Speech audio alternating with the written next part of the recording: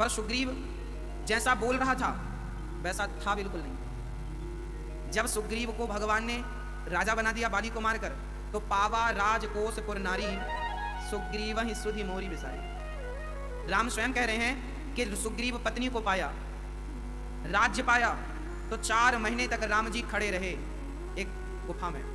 वर्षा विगत शरद ऋतु आई, शरद ऋतु आई, पर राम की याद सुग्रीव को अभी तक नहीं आई।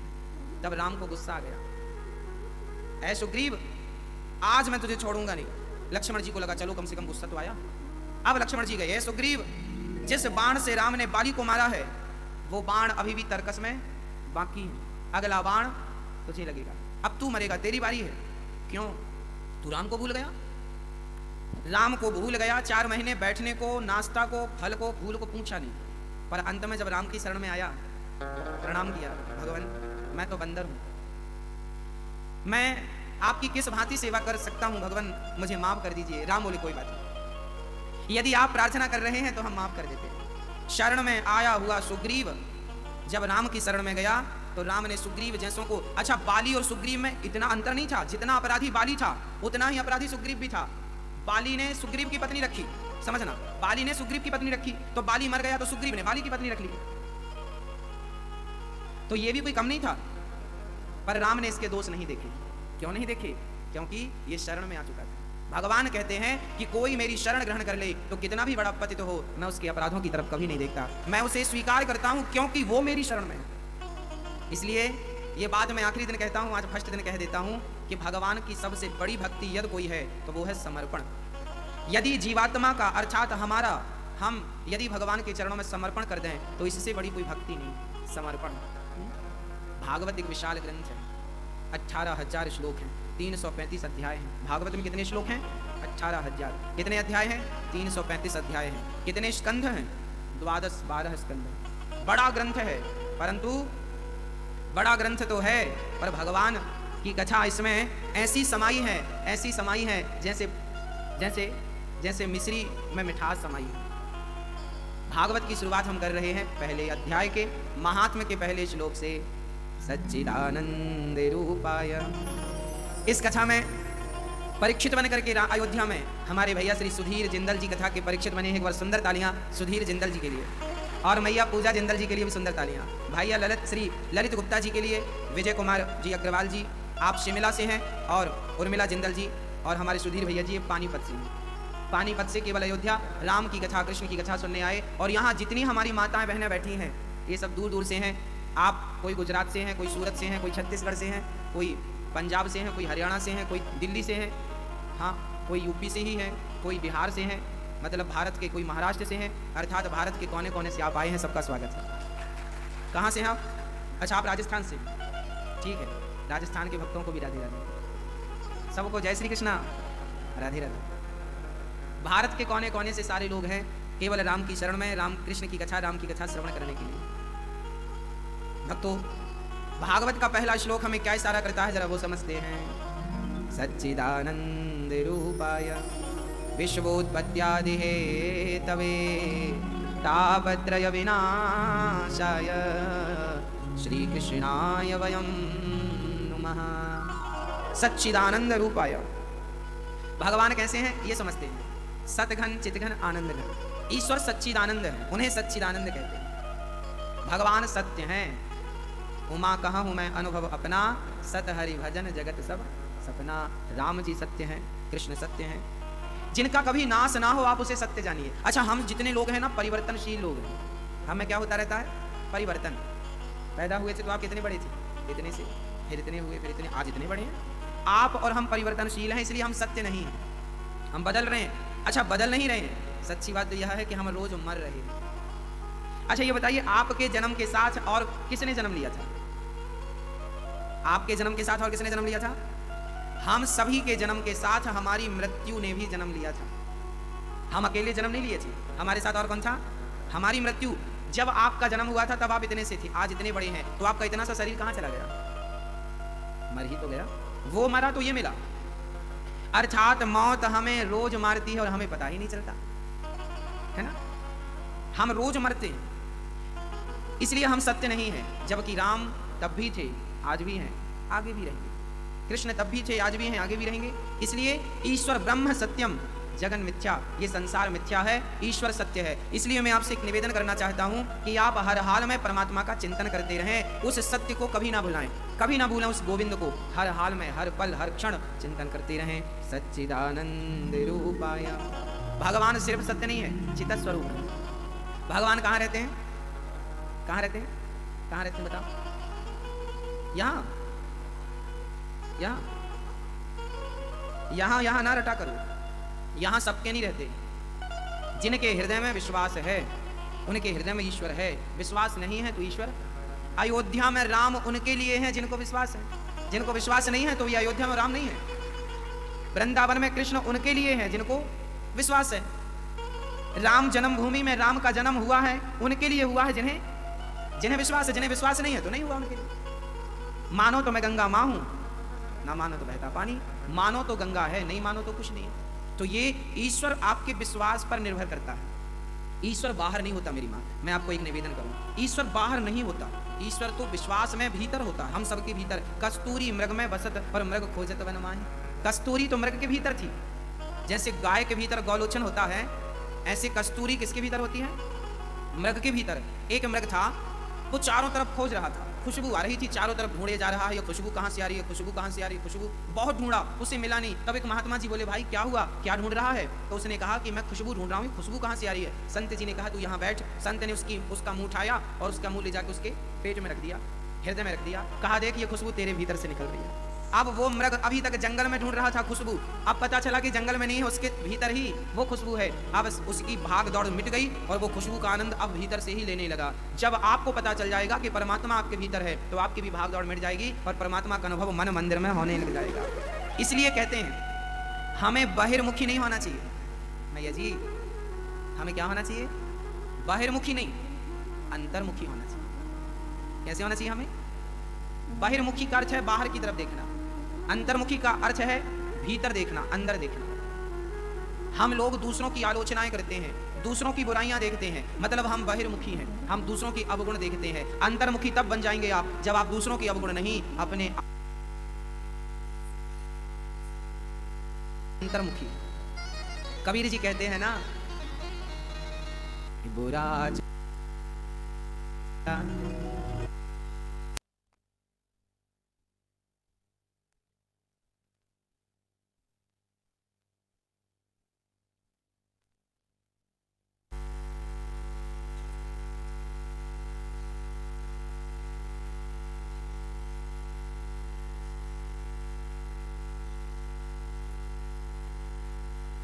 कि हम कैसे। हाँ, परमात्मा जब भी आप मंदिर जाएं, अभी तो आप हनुमानगढ़ी गए थे, हनुमान जी से मिलना हुआ कि नहीं? मिलना हुआ। ये हनुमानगढ़ी में जो हनुमान जी बैठे हैं ना, इन्हें आप मूर्ति मात्र ना समझना, ये वही हनुमानगढ़ी है।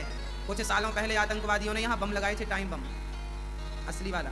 हनुमानगढ़ी को उड़ाने की साजिश थी, तब यहाँ के बंदरों ने उस बम को डिस्पोज किया था। संत भगवान सही है क्या ये बात? संत जी सही है ना ये बात? बंदरों ने डिस्पोज किया था ना हनुमानगढ़ी में, ये अखबार में भी निकला था, टीवी पे भी आपने। बहुत पुरानी घटना, लगभग 15-20 साल हो गए। कितने साल हो गए? 12 साल हो गए, 12 वर्ष पुरानी बात है ये। हनुमानगढ़ी को उड़ाने के लिए आतंकवादियों ने टाइम बम लगाए थे। यहाँ के बंदरों ने उस बम को, सारे बम डिस्पोज, एक बम नहीं थी, बहुत सारे बम थे, और सारे बमों को बंदरों ने डिस्पोज किया था। क्या अर्थ है इसका? अर्थ इसका ये है कि अयोध्या में आज भी हनुमान जी प्रत्यक्ष रूप में यहाँ की रखवाली कर रहे हैं। जो हनुमानगढ़ी का आपने दर्शन किया ना आज, और कल भी करेंगे और परसों भी करेंगे, ये हनुमानगढ़ी प्रत्यक्ष श्री हनुमान जी बैठे, प्रत्यक्ष रूप में बैठे। कोई मूर्ति नहीं है, कोई हम ये ना सोचे कि कोई विग्रह है, कोई हनुमान जी प्रत्यक्ष बैठे हैं। अब पता नहीं आपको क्या दिखा, हमें तो साक्षात हनुमान जी दिखते हैं। हाँ, जाकी रही भावना जैसी, प्रभु मूरत देखी। ये तो अपने अपने मन की प्रेम की बात है, विश्वास की बात है। तो श्री हनुमान जी महाराज अयोध्या में हनुमानगढ़ी में बैठे हैं। आज शाम को समय मिलेगा या कल तो श्री राम जी का आपको दर्शन होगा। अच्छा, मैं आपको एक छोटा सा निवेदन रोज आज कर दूँ, रोज के लिए। आप जितने दिन यहाँ हैं उतने दिन आप लोग सरयू स्नान जरूर कीजिएगा। अयोध्या के बारे में पता क्या लिखा है? अयोध्या के बारे में लिखा है कि कोटि कल्प काशी बसे, मथुरा कल्प हजार, एक निमिष सरयू बसे, तो तुले न तुलसीदास। कोटि कल्प, करोड़ों साल काशी में रहने का जो पुण्य है, कोटि कल्प काशी बसे, मथुरा में 1000 वर्ष तक रहने का जो पुण्य है, वही पुण्य अयोध्या में सरयू के किनारे मात्र 5 मिनट रहने से आपको प्राप्त हो जाता है। ऐसा गोस्वामी तुलसीदास जी कह रहे। एक निमिष में 1 मिनट को भी कहूं तो ठीक है, एक निमिष सरयू बसे तो ले न तुलसी दास। इसलिए आप रोज कहां स्नान करेंगे? स्नान की विधि में मैं आपको बताता हूं। अयोध्या में जब तक हम थे, जितने दिन हम पढ़ने अयोध्या में थे, उतने दिन में शायद 4-5 दिन छोड़कर जितने दिन हम अयोध्या में थे, हर दिन सरयू मां का स्नान करते थे। 4-5 दिन जब तक थे, तो मतलब पूरी अवधि काल में किसी कारणवश 4-5 दिन शायद नहीं गए। ऐसा कोई दिन नहीं था भक्तों जिस दिन हम सरयू जी ना जाते, ऐसा कोई दिन नहीं था जिस दिन हनुमानगढ़ी ना जाते, और ऐसा कोई दिन नहीं था जिस दिन कनक बिहारी जी का दर्शन ना करते। हर दिन जितने दिन हम रहे, अब हमें नहीं पता कि हम कितने वर्ष रहे, कितने महीने हम रहे, पर इतना स्मरण है कि एक भी दिन नांगा नहीं हुआ। अब मैं सरयू स्नान की विधि आपको बता दूं। कोई भी तीर्थ में जब हम स्नान करने जाएं, या सरयू मैया का या गंगा मैया का, तो कैसे उठें? अपने ही कमरे में सबसे पहले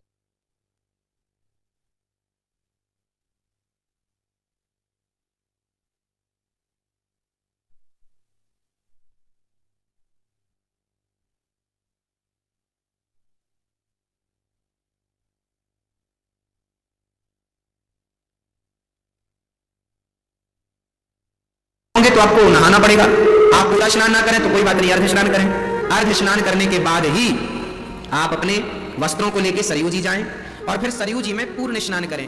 अब जैसे हम फ्रेश हो गए, टॉयलेट चले गए, और उसके बाद सीधा सरयू नहाए, ये अपराध है। सरयू एक मंदिर है, सरयू माँ है, और माँ की गोद में हमें स्वच्छ होके जाना है। पहले आपको अपने कमरे में अपने आप को स्वच्छ करना है। पहला स्नान कमरे में जो नित्य करते हैं आप, क्रियाओं से निवृत्त होकर, उसके बाद 2nd नंबर का स्नान सरयू जी में करना है। पूर्ण स्नान वहां करना है। अच्छा, स्नान कैसे किया जाता है? डायरेक्ट सरयू जी में घुसना जाइएगा। सबसे पहले जब भी किसी भी नदी पे जाएं, गंगा में, यमुना में, सरस्वती में, तो सबसे पहले माँ को प्रणाम करें और इस भाव से स्नान करें। भक्तों, हम जितने दिन सरयू में स्नान किए हैं, तो इस भाव से स्नान किए हैं कि जैसे बेटा माँ की गोद में जाता है, ऐसे हम सरयू माँ की गोद में जा रहे हैं।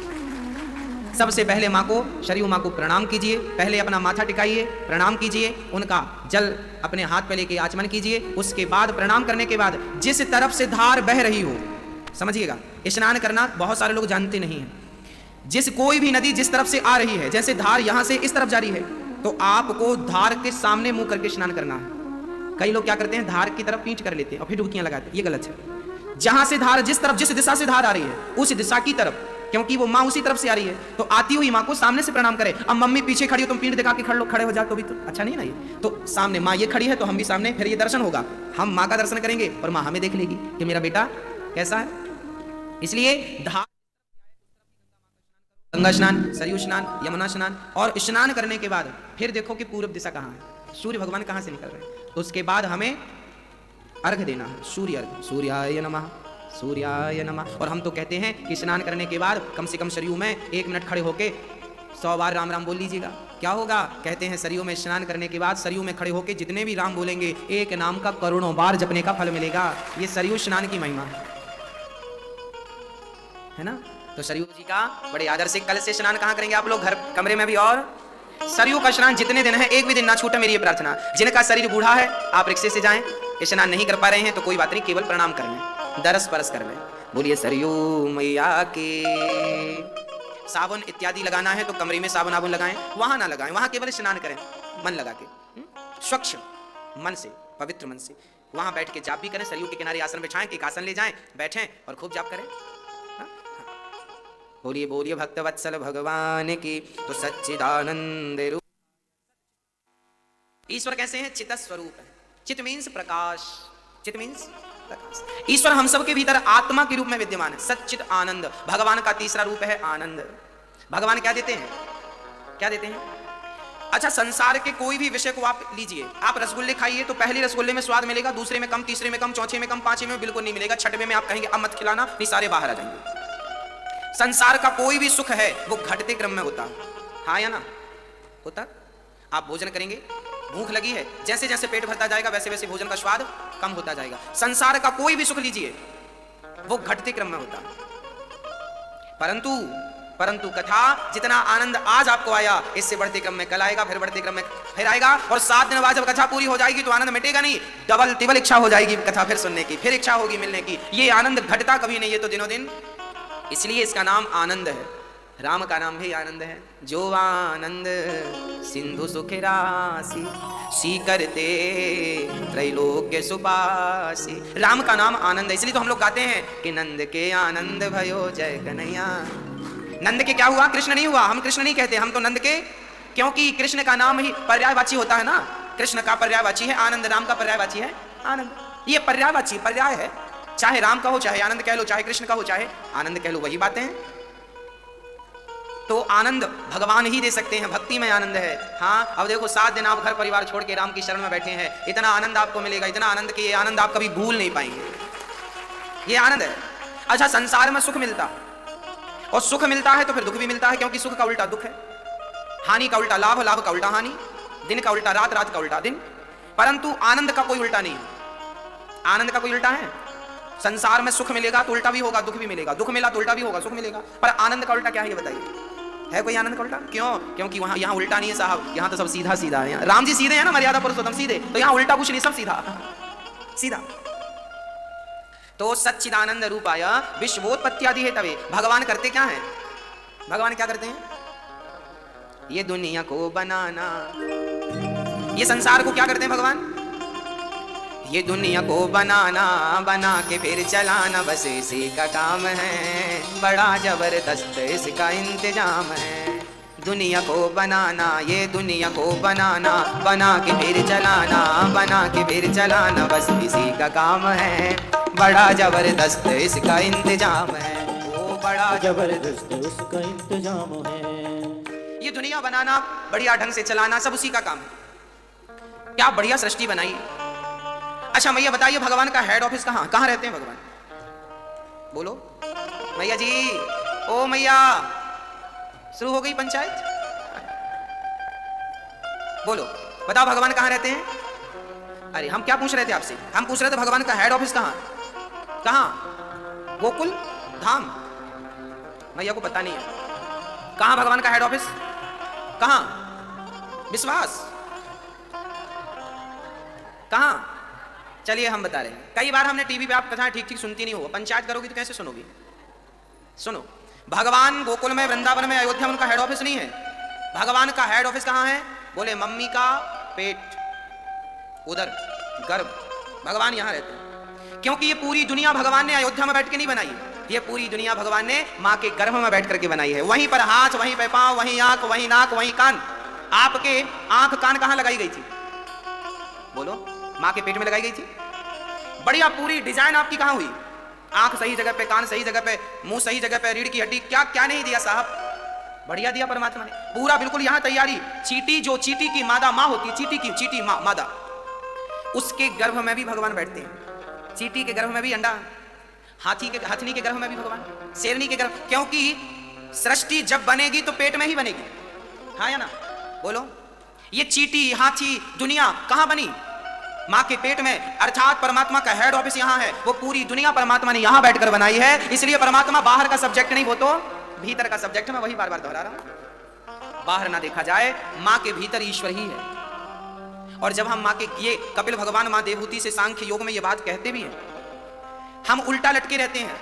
जब गर्भ में माँ के होते हैं ना, तो हम भगवान से बार बार कहते हैं, प्रभु हमें इस गर्भ से बाहर निकालो। भगवान बोले, हमने कितनी बार तुझे बाहर किया, तो फिर अंदर आ जाता है। पुनरपि जननम पुनरपि मरणम पुनरपि जननी जठरे शयनम भज गोविंदम गोविंदम भज मूढ़मते। ऐ मूढ़, जब तू राम राम जपेगा, कृष्ण कृष्ण जपेगा, तो आवागमन के चक्कर से मुक्त होकर के भगवान की शरण प्राप्त कर लेगा। पर तू मोक्ष पाना कहाँ चाहता? तू संसार में जब आता है तो भगवान से वादा करके आता है कि अब मैं गलत काम नहीं करूंगा, मैं झूठ नहीं बोलूंगा, मैं कपट नहीं करूंगा, मैं छल नहीं करूंगा, मैं किसी से घृणा नहीं करूंगा। ये सारा वादा करके हम मम्मी के पेट से बाहर आए, भगवान से वादा किया था। भगवान बोले, यदि तू ये वचन देता है तो मैं तुझे बाहर करता हूं। आया बाहर, सारा वादा करके आया था। पर ज्यों ज्यों उम्र बढ़ी, फिर कपटी हो गया, फिर झूठा हो गया एक नंबर का, फिर अहंकारी हो गया, सब कुछ भूल गए हैं। आप में से किसी को याद है कुछ माँ के पेट में जो वादा किए थे आप लोगों ने? कुछ याद नहीं है। क्या करें, कई बार ना हम कुछ चीजें भूल जाते हैं तो आप याद दिला देते हैं, हाँ या ना? कई बार हम कुछ चीजें भूल जाते हैं, तो आपका बेटा कुछ भूल जाए तो आप उसे याद दिलाते हैं, आपका पति कुछ भूल जाए तो आप उसे याद दिलाते हैं, हाँ या ना?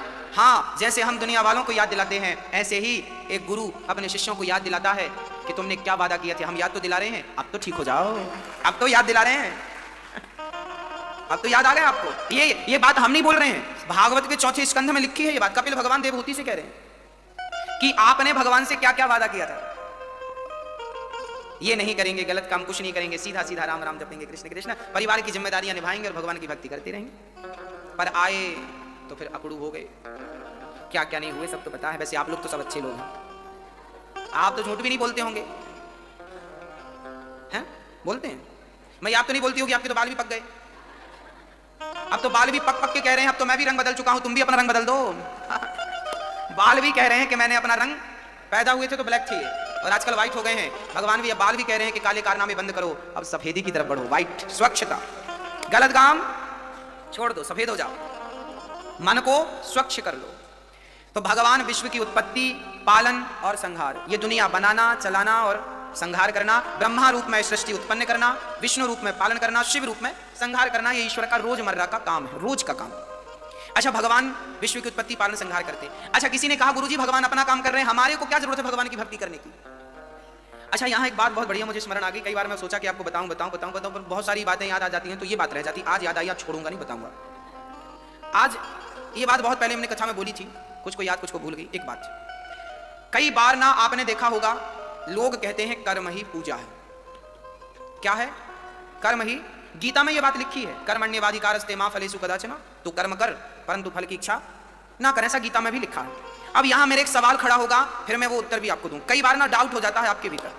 एक बार हम दिल्ली गए तो वहां एक बहन ने हमें अपने घर बुलाया। बहन ने तो हमें बढ़िया बुलाया बिठाया, पर उनका मन मिल नहीं रहा था। उनकी माँ ने हमें बुलाया था, कथा चल रही थी बाजू में, वो कथा सुनने आई, माँ को अच्छा लगा तो मम्मी ने हमें इनवाइट किया, गुरुजी 2 मिनट के लिए आना। हम गए। जब हम उनके घर गए तो उनकी बेटी कुछ उखड़ी उखड़ी थी। हमने बहन की तरफ देखा, पूछा बहन आपको क्या हुआ, हमारे आने से आप खुश नहीं है क्या? क्या हुआ आपको? बोले महाराज जी नहीं, हमारी माँ सत्संग करती है, कथा में जाती है, हमारा मन नहीं करता कथा में जाने का। हमने कहा लो, मम्मी कथा में जाती है, बिटिया तुम क्यों नहीं जाती हो कथा में? बोले गुरुजी मैं कथा में विश्वास बिल्कुल नहीं रखती। मैंने कहा फिर कहाँ रखती हो? बोले मैं कर्म में विश्वास रखती हूँ, कर्म करती हूँ, कर्म करो बस, कर्म ही पूजा है। अब मैंने सोचा कि इसकी अज्ञान की आंखें बंद कर दूं और ज्ञान की आंखें, तब मैंने उस बेटी को अपने सामने चेयर पर बिठाया। मैंने कहा 5 मिनट का मुझे समय दो और तुम यहाँ बैठ जाओ। अब वो बैठ गई मेरे सामने। अब हमने उस लड़की से कहा कि आप कहती हो कर्म ही पूजा है। अब हमने उससे प्रश्न किया कि बेटा ये बताओ कि कर्म क्या है? कर्म क्या है? आप लोग भी कई बार कहते होंगे कि कर्म ही करते रहो, भगवान भी कर्मों का ही फल देते हैं। जब हम अच्छा करेंगे तो अच्छा फल मिलेगा, बुरा करेंगे तो बुरा फल मिलेगा। जब हमारे कर्मों का ही फल हमें मिलना है तो फिर हम भगवान की भक्ति क्यों करें? बात बिल्कुल सही है। एक अज्ञानी आदमी यदि ऐसी बातें करे तो कोई अतिशयोक्ति नहीं है, आश्चर्य नहीं है, बात ठीक है, तर्क संगत बात है। अब मैं इसके समाधान की ओर आपको ले जाता हूं। मैंने उस लड़की को सामने बिठाया, मैंने कहा बहन ये बताओ कि कर्म क्या है? उसने कहा कि कर्म है सेवा करना, माँ बाप की सेवा करना, कर्म है पति की सेवा करना, कर्म है बच्चों को नहलाना धुलाना, स्कूल भेजना, उन्हें पढ़ाना लिखाना खड़ा करना, ये कर्म है। हमने कहा बिल्कुल ठीक। अब हमने कहा कि देखो बहन, कर्म सब कुछ है। आंख की पलक झपक रही है, ये भी क्या हो रहा है? कर्म हो रहा है। आप यहां बैठे कथा सुन रहे हैं, क्या कर रहे हैं? कर्म कर रहे हैं। हम कथा सुना रहे हैं, क्या कर रहे हैं? कर्म कर रहे हैं। एक बेटा माँ की आरती उतार रहा है, क्या कर रहा है? एक आदमी दूध पी रहा है, क्या कर रहा है? कर्म। एक आदमी शराब पी रहा है, क्या कर रहा है? बोलो। दूध पीना भी कर्म है, तो शराब पीने वाला कहेगा मैं अपना कर्म कर रहा हूं। तो शराब पीना भी क्या है? तो गांजा पीना क्या है? ये तंबाकू खाना क्या? वो कहेगा हम तंबाकू अपना कर्म कर रहे हैं। मतलब संसार में जो है सब कुछ कर्म है। जो आप कर रहे हैं वो सब क्या है? यहां तक कि हमारा दिल धड़क रहा है, वो अपना कर्म कर रहा है। हमारा खून नासिका में दौड़ रहा है, हमारा खून दौड़ रहा है नसों में, वो रक्त क्या कर रहा है? अपना कर्म कर रहा है। भाई कर्म तो जो आप कर रहे हैं सब, माँ की सेवा करना भी कर्म है। और कोई बेटा माँ को हाथ पकड़ के घर से निकाल दे तो वो भी एक कर्म ही है। बोलो क्या है? समझ, इतनी बात समझ में आई तो मैं आगे समझाऊं। समझ में आ गई? संसार में हर चीज, पलक झपकना भी कर्म है, बोलना भी कर्म है, सुनना भी कर्म है, एक पांव रखा आपने वो भी एक कर्म है। अभी कलश यात्रा में आप गए थे, वो भी क्या कर रहे थे आप? कर्म था। कर्म तो न्यूट्रल है, वो कर्म सब कुछ है। अब आगे चलते हैं। अब हमने कहा बहन तू कहती है कि हम तो कर्म पे बिलीव करते हैं। हमने कहा बहन कर्म तो सब कुछ है भाई, परंतु अब आपको धर्म बताएगा कि कौन सा कर्म करना है और कौन सा कर्म नहीं करना। अब देखिए धर्म क्या है? धर्म है दर्पण, धर्म है दिया। धर्म बताता है कि ये करने योग्य है और ये करने योग्य। माँ की सेवा करना तो कर्म करो, पर माँ की कभी भी आलोचना ना करो, माँ का कभी भी तिरस्कार, ये वाला कर्म ना करना। सच बोलना भी कर्म है और झूठ बोलना भी कर्म है, पर धर्म कहता है कि सच बोलने का कर्म तो करना और झूठ बोलने का अधर्म ना करना। ये कर्म तो सब कुछ है। अब आपको डिसाइड ये करना है कि कौन सा कर्म करने योग्य है। शास्त्र यही तो कहते हैं, वेद यही तो बताते हैं कि क्या करने योग्य है और क्या करने योग्य नहीं है। चलिए आपको और डीपली समझाते हैं। हमारी माताएं पुराने जमाने में जब गेहूं साफ करती थी ना, तो एक सुपड़ा होता था, सूपा, ऐसे ऐसे, क्या बोलते आप लोग? छावड़ा, हाँ आप समझ रहे हैं। सूप बोलते, सूपा बोलते हैं, सुपड़ा बोलते हैं, सारी चीजें हैं। वो क्या होता है मेरी माँ, उससे ना हमारी माताएं गेहूं डालती हैं उसमें और साफ करती हैं। उसमें से क्या करती है, मिट्टी मिट्टी अलग हो जाती है, भूसी अलग हो जाती है। जैसे गेहूं जब लिया था सुपड़े में तो गंदा था, पर साफ करने के लिए सुपड़े को हिलाया तो साफ हो गया। ऐसे ही सारा कुछ कर्म है, पर जब धर्म का सुपड़ा आप लेकर उस कर्म को छानेंगे तो धर्म धर्म अलग हो जाएगा, अधर्म अधर्म अलग हो जाएगा, अच्छा अच्छा कर्म अलग होगा, बुरा बुरा कर्म। अब उसमें से क्या आपको करना और क्या आपको नहीं करना। अब आगे चलते हैं। अब प्रश्न ये खड़ा हो गया कि महाराज जी, जब अब गीता में और रामचरितमानस में लिखा है कि कोऊ ना काहू को सुख दुख कर दाता, निज कृत कर्म भोग सब भ्राता। ये रामचरितमानस में श्री लक्ष्मण जी ने साधराज को समझा रहे हैं कि कोऊ ना काहू को सुख दुख कर दाता। कोई किसी को सुख नहीं देता, कोई किसी को दुख नहीं देता। सुख दुख अपने कर्मों का ही फल है। जैसा कर्म करोगे वैसा पेड़ बोए बबूल का, तो आम कहां से आए? जैसी करनी वैसी भरनी। अच्छा कर्म करोगे अच्छा, बुरा कर्म करोगे। उस लड़की ने हमसे यह प्रश्न किया। उस लड़की ने कहा कि महाराज जी, जब हम अच्छा करेंगे तो हमें अच्छा मिलेगा, बुरा करेंगे तो बुरा मिलेगा, फिर भगवान की भक्ति क्यों करें? जब कर्मों का ही फल हमें भोगना है तो फिर भगवान की जरूरत क्यों है? अब हमने उसको इस प्रश्न का उत्तर दिया। हमने कहा बहन बात ऐसी है, एक गुरु के दो चेले थे, एक गुरु के दो शिष्य थे। एक शिष्य वैश्या के घर जाता था और दूसरा शिष्य कथा में जाता था। एक कथा सुनता था, एक वैश्या का मुजरा देखता था, नाच देखता था। एक दिन वो वैश्या के घर से लौटा तो उसे ढेर सारा सोना रास्ते में पड़ा हुआ मिल गया, माला माल हो गया। और ये जो सत्संग करने गया था, ये बाहर गया तो इसके पांव पे लोहे की कील लग गई, आर पार हो गई, हड्डी फाड़ती हुई निकल गई, लोहे की कील। लंगड़ाता लंगड़ाता गुरु के पास गया, गुरु जी देखो आपके भगवान ने क्या किया, उनका न्याय गलत है क्या? गुरु जी ने कहा बेटा ऐसा तो नहीं है। तो चेले ने कहा कि वो वैश्या के घर जाता था, उसे सोना मिला, मैं सत्संग में जाता था तो लोहे की कील मिली। अरे भाई सोना तो मुझे मिलना था क्योंकि मैं सत्संग कर रहा था, और लोहे की कील तो उसे लगनी थी क्योंकि वो गलत कर रहा था। तब गुरुजी ने कहा बेटा तू भगवान के न्याय को समझता नहीं है, अब मैं तुझे ईश्वर का न्याय समझाता हूं। तब गुरुजी ने कहा बेटा ऐसा है कि तू वर्तमान को देखता है, तू प्रेजेंट में रहता है, जबकि परमात्मा जो भी देता है प्रेजेंट का नहीं भूत का देता है। बीता हुआ कल जो तुम्हारे साथ था उसका फल आज मिलेगा। समझाते हैं गुरुजी, बेटा बात ऐसी है कि जो वैश्या के घर जाता था ना, आज के दिन वो बहुत बड़ा राजा बनने वाला था, उसके भाग्य में राजगद्दी थी, पर वैश्या के घर जा जाकर के उसने अपना सारा पुण्य नष्ट कर लिया। और उसे राजा बनना था, सोने चांदी के उसे खजाने मिलने थे, परंतु जब उसने वैश्या के घर जा जाकर अपना पुण्य नष्ट किया तो अब उसे इतना सा ही सोना मिला, उसी में उसको संतोष करना पड़ा। और तुझे आज के दिन तुझे मरना था, आज तेरी मृत्यु निश्चित थी, परंतु तूने सत्संग किया, भगवान की कथा सुनी, भगवान का नाम जपा, तो भगवान ने तेरी मृत्यु को लोहे की कील में ही तब्दील कर दिया। ये ईश्वर का न्याय है। ईश्वर का तुम्हें तुम्हारे कर्मों का ही फल मिलेगा, याद रखना, तुम्हें तुम्हारे कर्मों का फल मिलेगा। परंतु भगवान यदि मेहरबान होंगे तो तुम्हारे भाग्य में, यदि सुदामा के भाग्य में जीवन भर की दरिद्रता थी, परंतु भगवान की शरण में गए तो वो दरिद्रता सुदामा के मरते दम तक दरिद्रता थी, पर जब भगवान की शरण में गए तो उस दरिद्रता को मिटाकर दो लोगों का मालिक बना दिया कि नहीं? हाँ, तो परमात्मा की शरण में जब हम जाएंगे तो हम पापी हैं, भगवान की शरण में जाएंगे तो वो हमारे सारे पापों को, संसार भव सागर तुम पार नहीं कर सकते।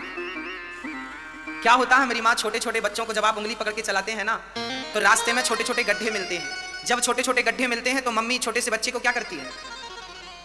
क्या करती है?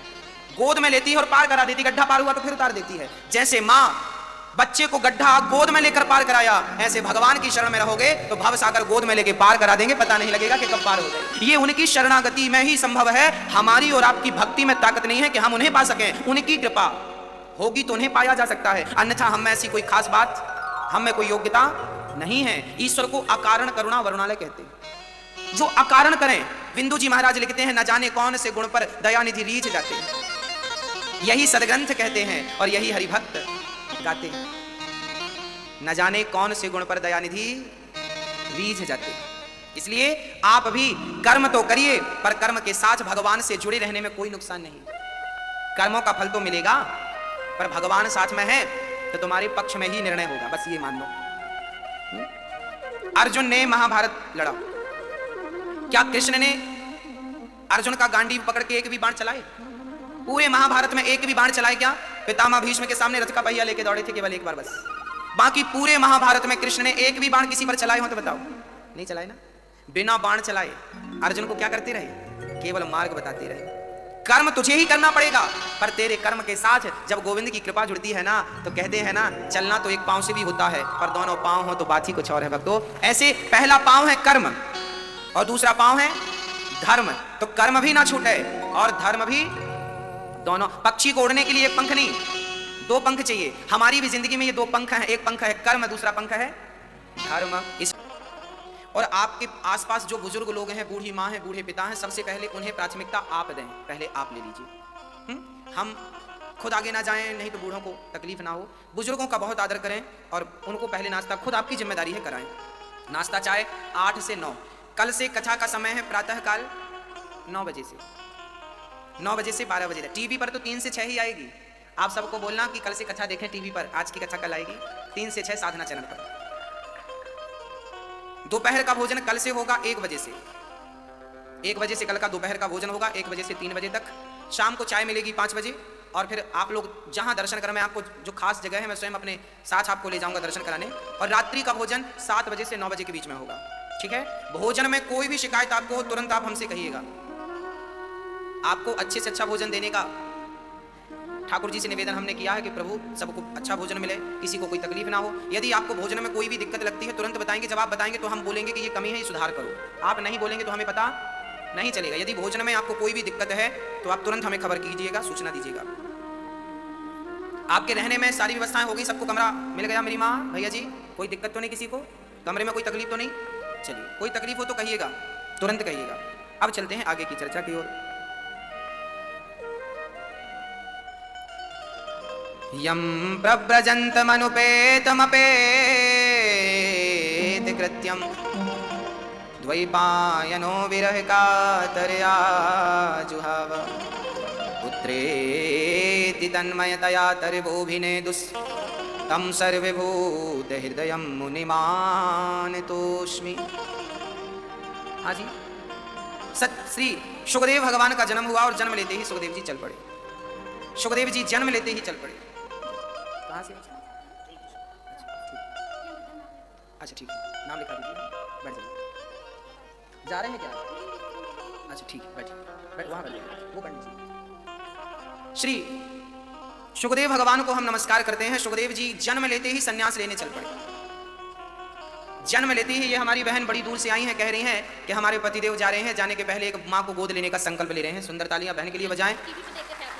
वृंदावन में जो वृद्धाश्रम बन रहा है, उस आश्रम में माँ को गोद लेने के लिए आप अपना हाथ बढ़ा रहे हैं, दोनों पति पत्नी। यही सच्ची गृहस्थी है कि स्वयं अपना पालन तो करें, अपना परिवार तो पालें, पर साथ में किसी बूढ़े माँ की ओर जरूर देखें कि वो माँ को भी आपकी जरूरत है। ठीक है, जिनको भी वृद्ध माओं के लिए सहयोग करना है, पीछे स्टॉल लगा है, गौरी गोपाल वृद्धाश्रम का ऑफिस बना है। आप दान करके अपनी रसीद जरूर प्राप्त कर लें।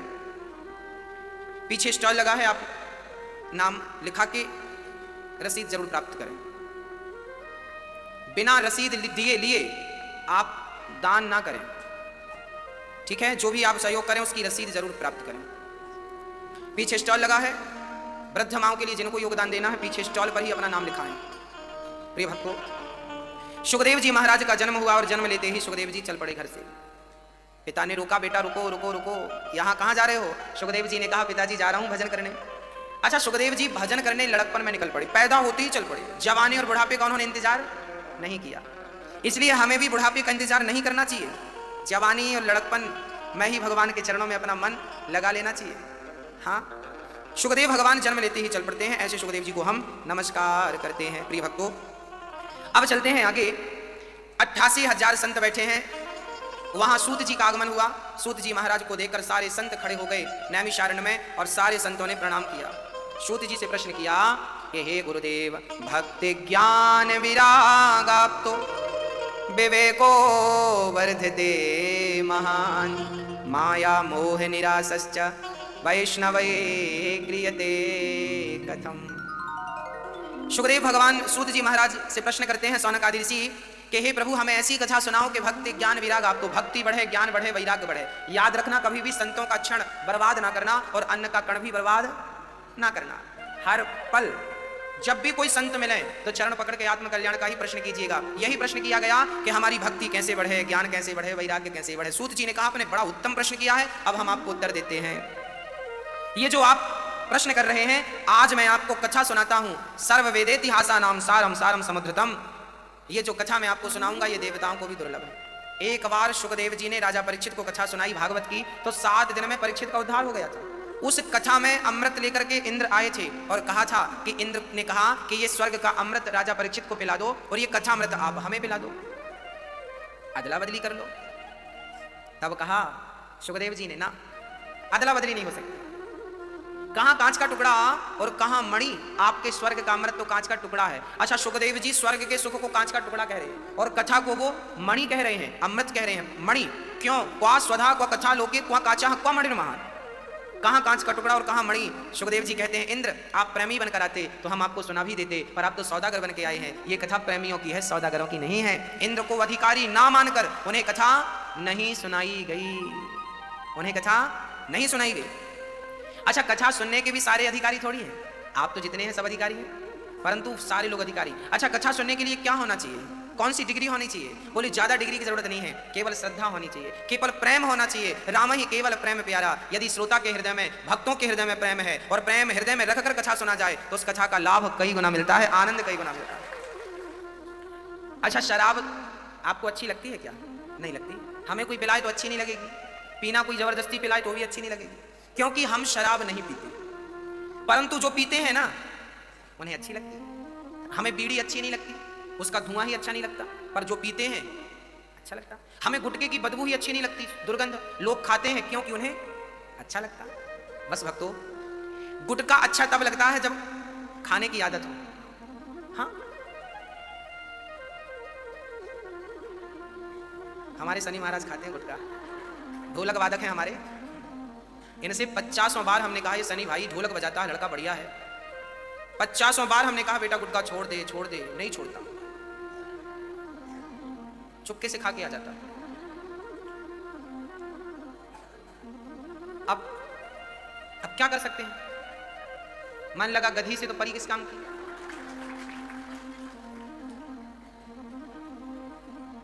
बोलते हैं छोड़ दो, अच्छी बात नहीं है, छोड़ दो। आप छोड़ दोगे?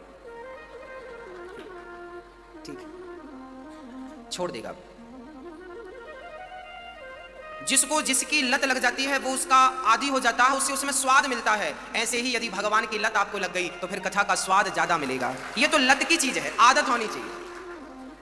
कथा तब ज्यादा स्वादिष्ट लगती है जब आप उसके पहले से आदी हो। शराब तब अच्छी लगेगी जब आप उसके आदी हो, ऐसे ही कथा तब अच्छी लगेगी जब आप उसके आदी हो। तो हमें कथा की लत लगानी है, हमें कथा का नशा करना है। नशा तो सब अपने अपने ढंग से करते ही हैं। हाँ? कथा सब अपने अपने,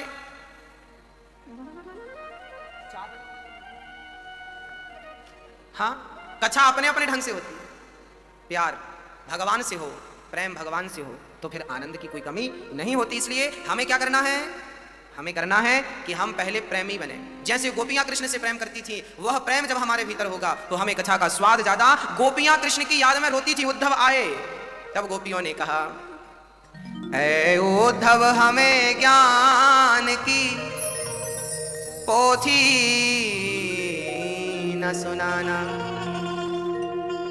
हम प्रेम दीवानी है वो प्रेम दीवाना।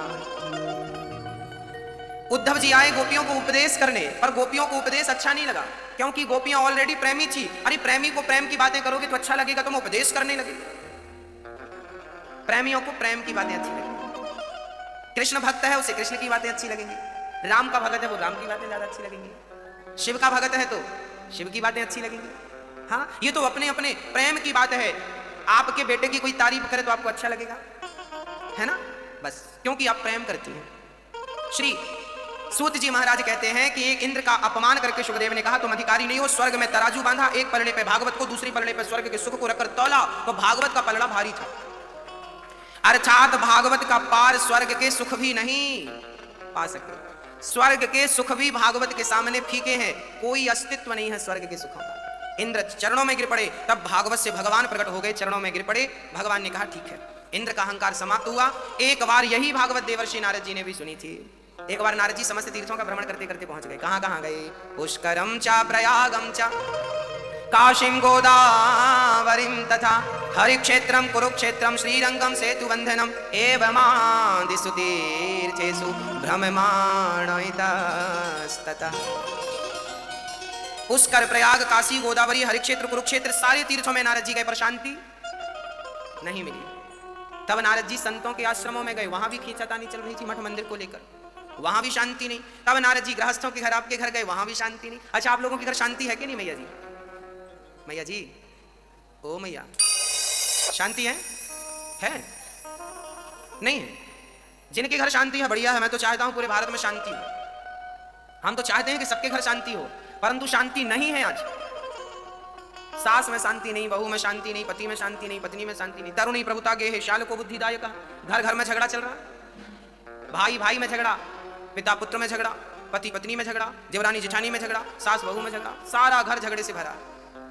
सबकी अपनी अपनी राम कहानियां है ना। हम तो निवेदन करेंगे आपसे कि झगड़ा कोई करे भी तो आप चुप रहा करो। कहते हैं ना, घी डालने से ही आग बढ़ती है, घी ना डाला जाए तो आग जली है तो बुझ जाएगी। पानी भी मत डालिए आप, आग बुझाने के लिए आप पानी भी मत डालिए, आप केवल वो सामग्री डालना बंद कर दीजिए जिस सामग्री से आग धधकती है ना। लकड़ी मत डालिए, कंडे मत डालिए, घी मत डालिए, अपने आप बुझ जाएगी, जलेगी कब? तो ऐसे ही आपने हमें गाली दी और हमने भी गाली दे दी तो ये घी डालना हो गया। जब आपने गाली दी तो हम चुप हो जाएं। गृहस्थी देखिए, इस भागवत में गृहस्थी भी है, क्योंकि राम गृहस्थ थे, क्योंकि कृष्ण गृहस्थ थे, इसलिए गृहस्थी से हटाई नहीं जा सकती। अब आप कहेंगे गुरुजी भागवत में आप सास बहू की बात क्यों करते हैं? क्या करें साहब, है ये बातें, इसमें है ये बातें। तरुणी प्रभुता गे है, श्याल को बुद्धिदायक, कन्या विक्रीणे लोभा दंपत्ति नाम चकल कनम लिखा। घर में खींचातानी, शांति नहीं। इसलिए हम आपसे कहते हैं कि कोई कुछ भी कहा करे आप चुप रहा, तब तो कोई झगड़े होंगे ही नहीं। बोलने से झगड़े होते हैं, चुप रहा कर। कक्षा में आए हो अयोध्या, अब यहां से अपने हृदय में शांति। एक सज्जन बोले गुरुजी बड़ी गर्मी लग रही है, एसी चालू करवाइए। हमने कहा भाई कर दो एसी चालू, एसी चालू। महाराज जी एक और एसी लगवाइए, यहाँ पे एक एसी से काम नहीं बन रहा। हमने कहा फिर सुनो, अब तुम्हारे कमरे में एसी की जरूरत नहीं है, तुम्हारे दिमाग में एसी की जरूरत है। कमरे में एसी लगी पर दिमाग में हीटर चल रहा। कमरे में तो एसी है पर दिमाग में हीटर है, तो शांति कैसे मिलेगी? हम कहते हैं कि दिमाग को ठंडा रखो। शंकर जी के माथे पे दो चीजें हैं, पहली तो चंद्रमा, दूसरा गंगा। गंगा मैया जटा से निकल रही हैं और शंकर जी के ऊपर चांद भी है या नहीं? क्यों? ये दोनों शीतल हैं, गंगा भी ठंडी है और चांद भी ठंडा है। मानो शंकर जी कहते हैं कि कैलाश पर्वत पर बैठा हूं, रोज मृत्यु का कार्य मुझे दिया गया है, सारा काम करता हूं, पर दिमाग को ठंडा रखना तो शंकर जी ने सिखाया है। हर स्थिति में अपने दिमाग को, पांव हो गरम, पांव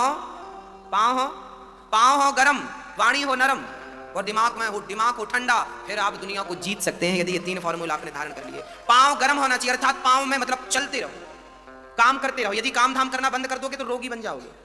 इसलिए बुढ़ापे में भी हाथ पांव चलाओ, ज्यादा से ज्यादा टहलो, ज्यादा से ज्यादा चलो, ज्यादा से ज्यादा जो तुमसे काम हो सके वो करो। नहीं तो शरीर बीमारियों का, बाई घर पे है, काम कर रही है, फिर भी आप काम करिए घर पे, नहीं तो घर बीमारियों का घर बन जाएगा। इसलिए पांव गर्म कब होंगे? जब आप चलेंगे। पांव हो गरम और वाणी हो नरम। वाणी कैसी हो? नरम हो। कड़े शब्द ना बोला करो, मीठे शब्द बोला करो। किसी को बुरा ना लगे ऐसी वाणी बोला करो। आपके शब्दों से किसी को ठेस ना लगे ऐसे शब्द बोला करो। आप छोटे से आदमी से भी बात करें या अमीर आदमी से बात करें, पर आपके शब्दों में प्यार हो, प्रेम हो, किसी को बुरा ना लगे ऐसे शब्द होने चाहिए। वाणी, अच्छा आप कहें तो मैं आपको एक वशीकरण मंत्र दे दूं, जिसको आप पढ़ेंगे देख के ना वो सब वश में हो जाएंगे। कहो तो बोल दूं, याद करेंगे? मैं ये बताओ आप किसको वश में करोगी? यदि हम मंत्र दे दी आपको वशीकरण का, तो आप किसे वश में करोगी? मैया ने बढ़िया बात कही कि मैं अपने मन को वश में करूंगी वशीकरण मंत्र। वाह, देखो हमारी माता कितनी समझदार हैं, गहरी गहरी बातें करती हैं, मन को वश में करेंगी। चलिए मंत्र दे रहा हूं। वशीकरण एक मंत्र है, वशीकरण एक मंत्र है। कागा, सुनना, कागा काको धन हरे। कागा मतलब कौआ, कागा काको धन हरे, कोयल काको दे कौआ किसी के घर चोरी करता है? पर कौआ काव काव करेगा तो आप उड़ा देते हैं, चल क्या बोल रहा है। कौआ की आवाज आपको पसंद है, परंतु कोयल की आवाज आपको क्यों? जबकि कोयल आपको कोई धन दौलत तो नहीं देती। कौआ चोरी नहीं करता, कोयल धन नहीं देती, फिर भी कौआ पसंद नहीं, कोयल पसंद है। कागा काको धन हरे, कोयल काको दे, और मीठा वचन सुनाए के जग अपनो कर ले। वशीकरण एक मंत्र है। अब वशीकरण मंत्र सुनना।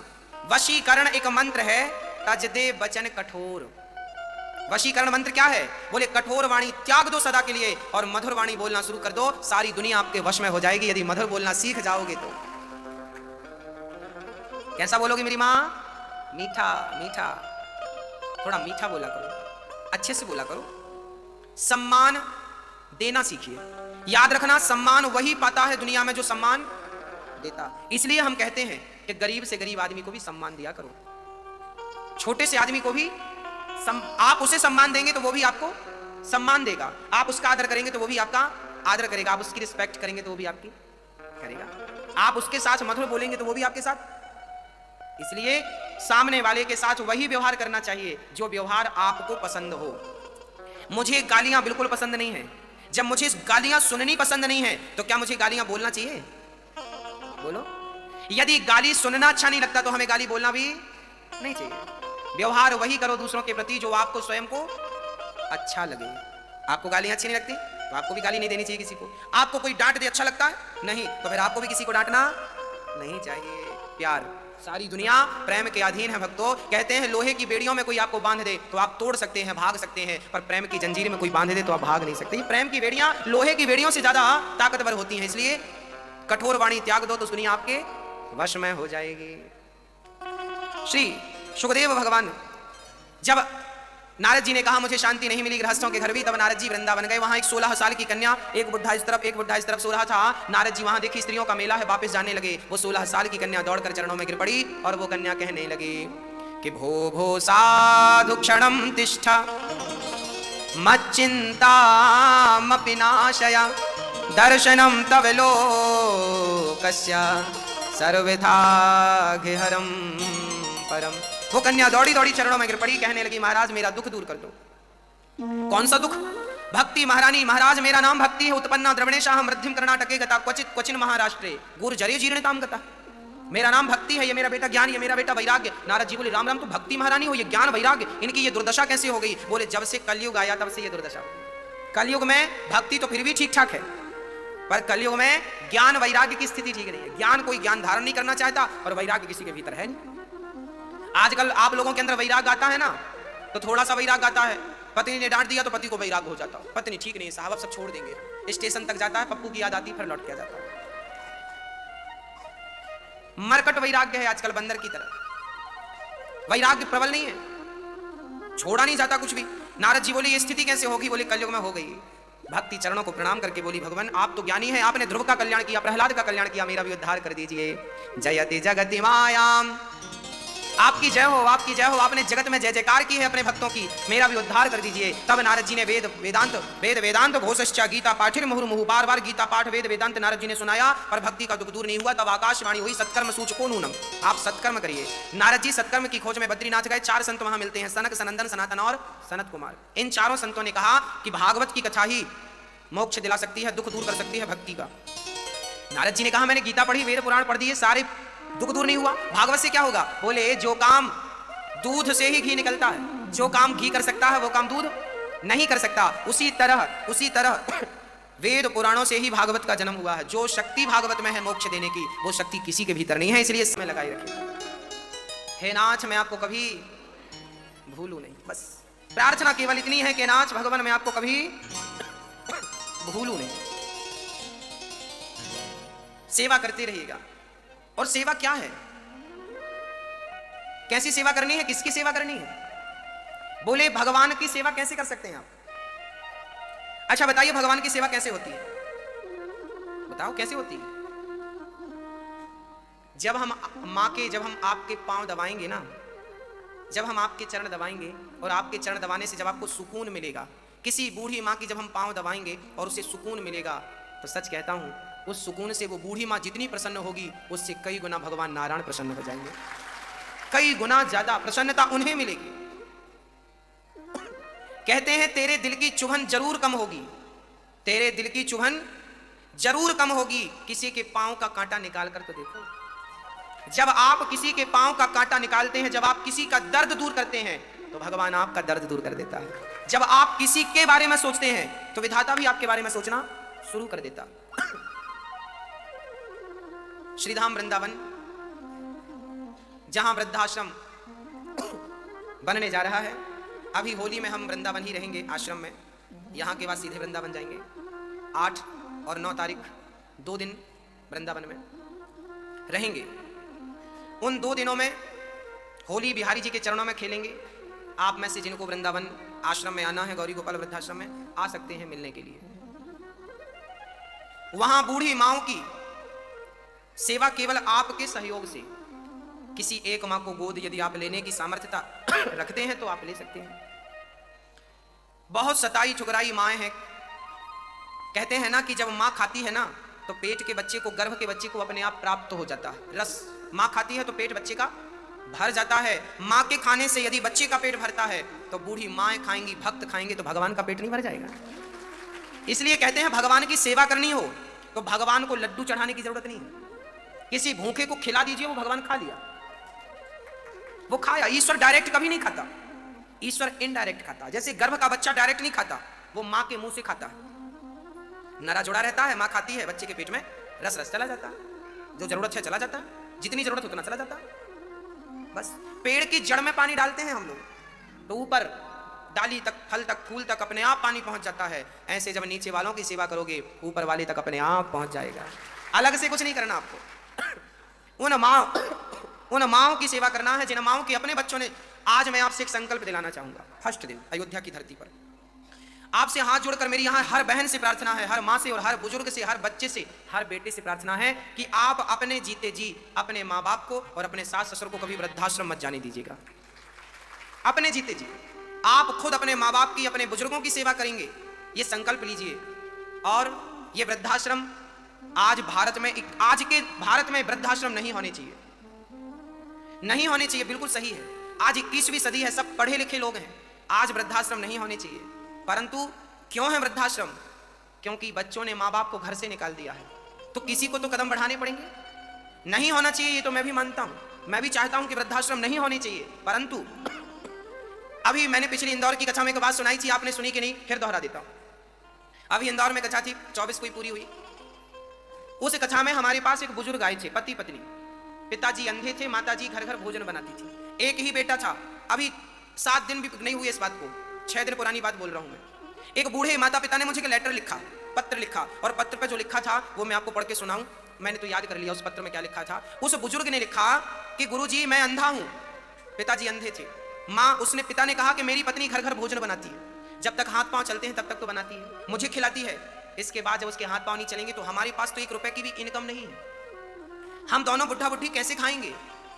उस बुजुर्ग माता पिता ने लेटर में लिखा था कि महाराज जी मेरा एक बेटा है, शादी करके चला गया, हमारी आखिरी इच्छा है कि हमारी चिता को, हम दोनों की चिता को आप ही आग लगाना, हमारा बेटा आग ना लगाए। ये दूसरी घटना है मेरे साथ। एक माँ ने मुझसे ये बात कही थी, जो मैंने कथा में कई बार आपको ये बात दोहराई। और ये 7 दिन पहले भी एक पिता ने मुझसे ये प्रार्थना की कि हम दोनों पति पत्नी जब मरेंगे तो हमारी चिता को आप आग लगाना, क्योंकि हमारा बेटा जब उसे माँ बाप की सेवा करनी चाहिए थी तब तो भाग गया। श्री रामचरितमानस भाग 1 बालकांड मंगलाचरण। गोस्वामी तुलसीदास। सबसे पहले भगवान श्री गणेश और माता सरस्वती, भगवान शिव, माता पार्वती अपने गुरु और अंत में भगवान श्री राम की वंदना करते हैं। वह कहते हैं कि भगवान श्री राम की कथा सुनने और सुनाने से मनुष्य के सभी पाप नष्ट होते हैं और जीवन पवित्र बन जाता है। देवताओं की प्रार्थना। जब पृथ्वी पर राक्षसों का अत्याचार बढ़ गया, विशेषकर रावण का, तब सभी देवता भगवान से रक्षा की प्रार्थना करने लगे। भगवान विष्णु ने आश्वासन दिया, मैं अयोध्या में राजा दशरथ के पुत्र रूप में अवतार लूँगा। मैं अयोध्या में राजा दशरथ के पुत्र के रूप में अवतार लेकर धर्म की स्थापना करूँगा। राजा दशरथ का पुष्टि यज्ञ। राजा दशरथ की 3 रानियां थीं, माता कौशल्या, माता कैकेयी, माता सुमित्रा, उनके कोई संतान नहीं थी। महर्षि योग्य के पुत्र सृष्टि यज्ञ कराया। यज्ञ की पूर्णाहुति पर अग्निदेव और दिव्य खीर दी। तीनों रानियों ने उसे ग्रहण कर लिया। भगवान श्री राम का जन्म चैत्र मास की शुक्ल नवमी के दिन सूर्यास्त नक्षत्र में माता कौशल्या के गर्भ से भगवान श्री राम का जन्म हुआ। इसके बाद कैकेयी से भरत, सुमित्रा से लक्ष्मण और भरत शत्रुघ्न।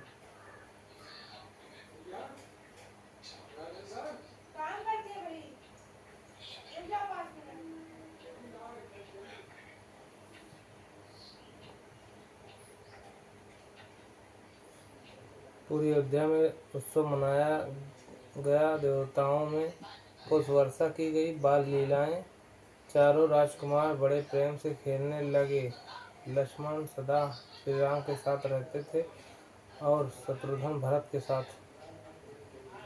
गुरु महर्षि वशिष्ठ के चारों भाइयों को वेद, शास्त्र और धनुर्विद्या नीति का ज्ञान दिया। विश्वामित्र का आगमन। एक दिन महर्षि विश्वामित्र राजा दशरथ के दरबार में आए। उन्होंने कहा, हे राजन, मेरे यज्ञ को राक्षस बार बार नष्ट कर देते हैं। कृपया श्री राम और लक्ष्मण को मेरे साथ भेजिए। राजा दशरथ ने पहले चिंतित हुए और लेकिन गुरु वशिष्ठ के समझाने पे उन्होंने दोनों राजकुमारों को विश्वामित्र के साथ भेज दिया। ताड़का का वध और यज्ञ की रक्षा। वन में श्री राम ने राक्षसी ताड़का का वध किया।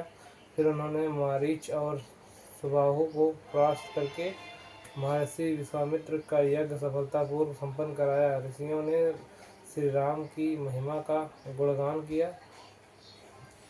मिथिला की ओर। इसके बाद विश्वामित्र और श्री राम लक्ष्मण को लेकर राजा जनक की नगरी मिथिला पहुँचे, जहाँ माता सीता का स्वयंवर होने वाला था। वहीं से श्री राम और सीता के दिव्य मिलन की कथा प्रारंभ होती है। भाग 1 की शिक्षा। भगवान सदैव धर्म की रक्षा के लिए अवतार देते हैं। गुरु की आज्ञा का पालन। महान गुण। साहस और धर्म के मार्ग पर चलने वाला व्यक्ति सदैव विजयी होता है। श्री राम का जीवन मर्यादा, विनम्रता और आदर्श का प्रतीक है। जय श्री राम, जय श्री राम, जय श्री राम, राधे राधे, जय श्री राम, राधे राधे। श्री रामचरितमानस भाग 2। बालकांड, सीता स्वयंवर और श्री राम विवाह। मिथिला नगरी में राजा जनक ने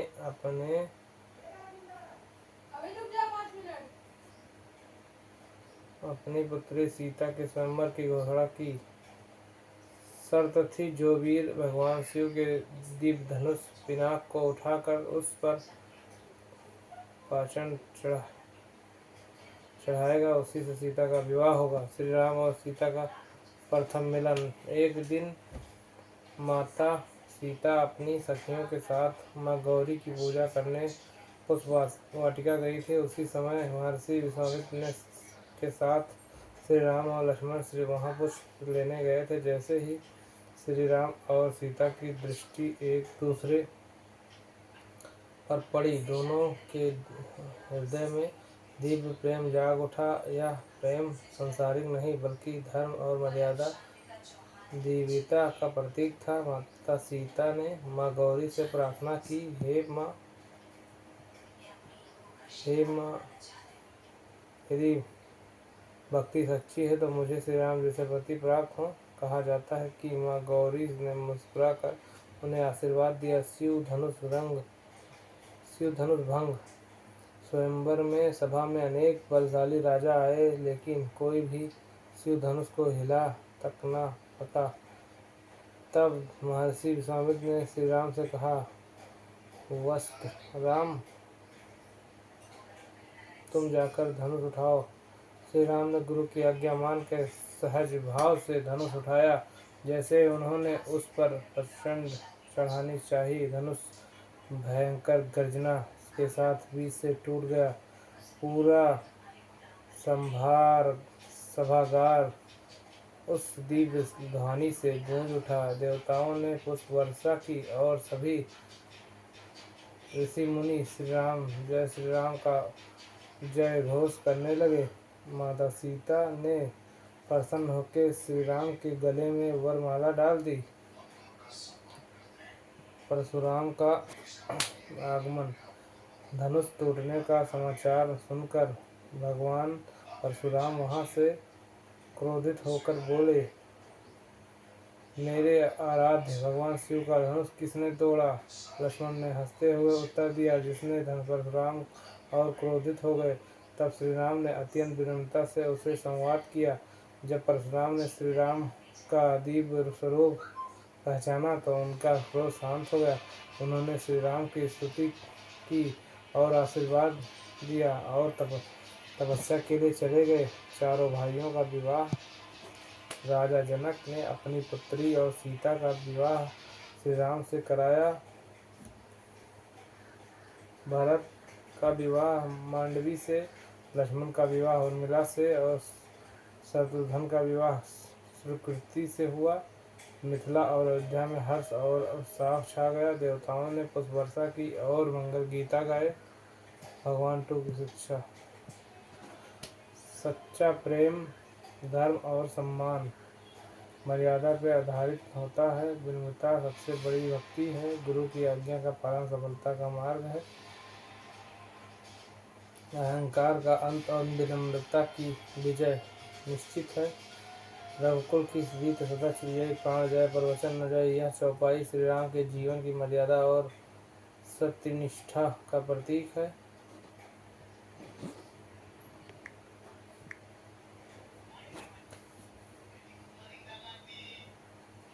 रामचरितमानस का भाग 3 अयोध्या कांड वनवास की कथा। अयोध्या में चारों राजकुमारों के विवाह के बाद सुख और आनंद का वातावरण था। समय बीतने पे राजा दशरथ ने निश्चय किया कि अब वह श्री राम का राज्याभिषेक करेंगे। पूरी अयोध्या सजने लगी। सभी प्रजा अत्यंत प्रसन्न थे, क्योंकि श्री राम के समान दयालु, सत्यवादी और धर्मपरायण राजा ने कोई राजा नहीं था। मंथरा की कुटिल सलाह। रानी कैकेयी की दासी मंथरा ने जब राज्याभिषेक की तैयारी देखी तो उसके मन में ईर्ष्या जाग उठी। उसने कैकेयी को भड़काया, यदि राम राजा बन गए तो भारत का अधिकार समाप्त हो जाएगा। धीरे धीरे कैकेयी का मन बदल गया। वो 2 वरदान कैकेयी को याद आया कि कभी युद्ध में प्रसन्न होकर राजा दशरथ ने उसे 2 वरदान देने का वचन दिया था। उसने मांगा भारत का राज्याभिषेक, श्री राम को 14 वर्ष का वनवास।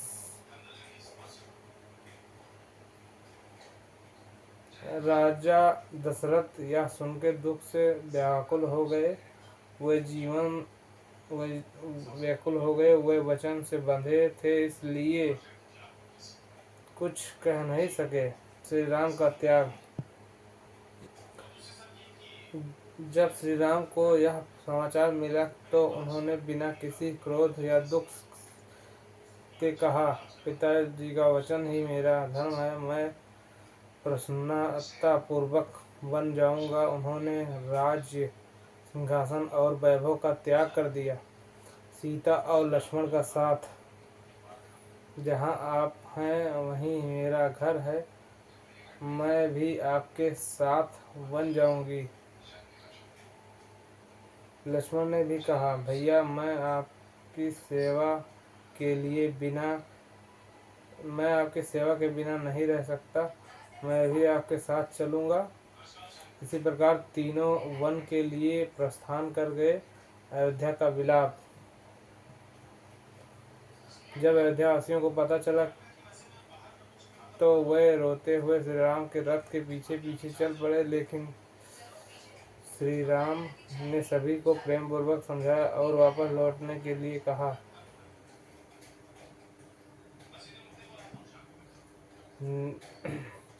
निषाद राज और केवट। वन जाते समय श्री राम निषाद राज की मुँह गुह से भेंट हुई। फिर गंगा तट पर केवट मिला। उसने कहा, प्रभु पहले मैं आपके चरण धोऊंगा, फिर नाव में बैठाऊंगा। कहीं आपकी चरण रज से मेरी नाव पत्थर से स्त्री न बन जाए जैसे अहिल्या का उद्धार हुआ था। केवट ने प्रेम पूर्वक भगवान के चरण धोए और उन्हें गंगा पार कराई। राजा दशरथ का देहांत। श्री राम के वियोग को राजा दशरथ सहन न कर पाए। वह बार बार हे राम कहते कहते अत्यंत भगवान का स्मरण करते हुए देह त्याग दी। पूरा अयोध्या शोक में डूब गया। भाग 3 की शिक्षा। माता पिता के वचन का पालन सर्वोच्च धर्म है। त्याग और मर्यादा श्री राम के जीवन का आधार है। सच्चा प्रेम सुख में नहीं, कठिन समय साथ निभाने में है। भगवान के सच्चे भक्त जैसे केवट और निषाद राज प्रेम को ही सबसे बड़ा धन मानते हैं। रघुकुल रीत सदा चल जाए, प्राण जाए पर वचन जाए। जय श्री राम। आगे की कथा आपको दूसरे भाग में सुनाएंगे और बताएंगे। जय श्री राम।